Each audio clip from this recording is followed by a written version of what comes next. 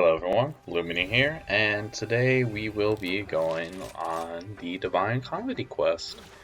So, Arzuros and Kulu. Kind of a shame that they both don't have their own standalone quests, other than Kulu having the arena, but oh well. So here, once again, just like in the Switch X one, I'm going to go for Arzuros first. For whatever reason, throughout a lot of my attempts, and when I say a lot, more like 10, throughout my 10 attempts of this, the Arzuros, whenever you go after him first, it just makes the quest a lot more consistent. Just because usually I found myself whenever I went for the Kulu first, he usually ran somewhere across the map after I finally caught up with him.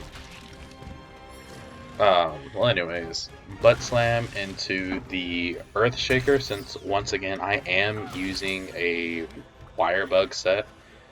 So ideally I'm going to be getting as many Earth Shakers as possible. Now because these are HR4 monsters and they do just take damage like it's nobody's business, I am going to be going for the I'm just going to go for one slam, because that's all you need, honestly. Now right here, thankfully since he is KO'd, take that opportunity to get the Magnificent Trio off into the Infernal Melody, so that way we get that juicy ass attack boost.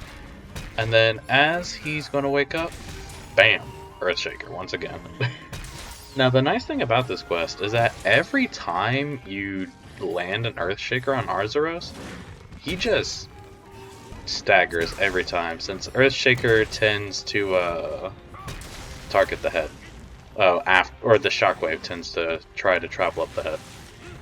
Now, a thing I should note is that this is kind of a consequence of my Wirebug 2 charm, but it also comes with the counterattack skill. So anytime I do get launched like that, I don't mind it as much, since it just means I get extra attack for 30 seconds. Is it something that I'm going to be consistently relying on? No, because, you know, ideally you don't want to purposely get knocked around like that. And so, of course, do a little recital, and bam, he's dead.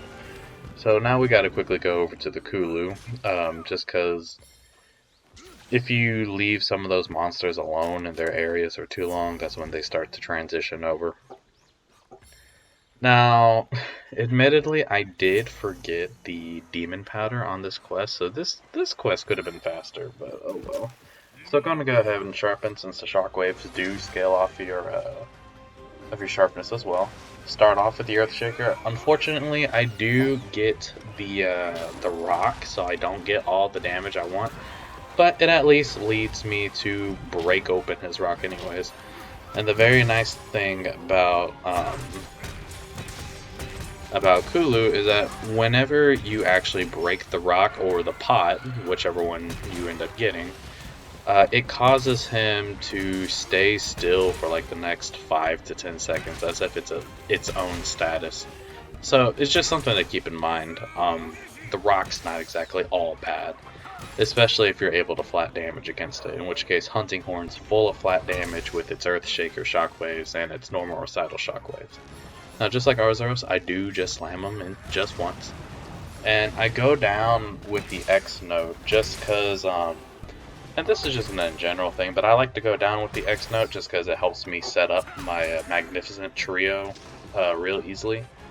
Thankfully, I managed to predict the backslam pretty well. I don't predict that one as well, unfortunately. And thankfully, the Kulu smacks the Bull Drone that I did not see right there, because otherwise that would have sent me flying. Now, unfortunately, he is going to get me with the rock, but thankfully, counterattack does help me out.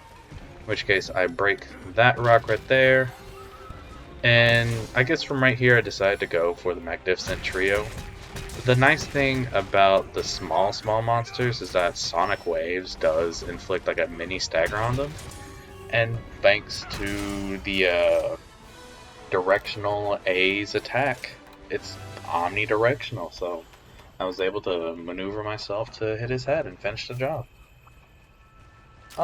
That being said, I will say that between Hunting Horn and Switch Axe, and I should say going from Switch Axe to Hunting Horn, the power difference is very much apparent.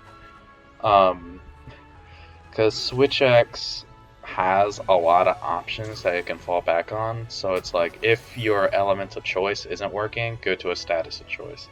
And you could just kind of choose between which file you think is best. For Hunting Horn, it's not as much that way. It's choose one of 3 horns, if I remember right. In which case, for now, I'm just going for Tigrex since I'm too lazy to farm up anything good. But yeah, that's all I really have to say about this quest.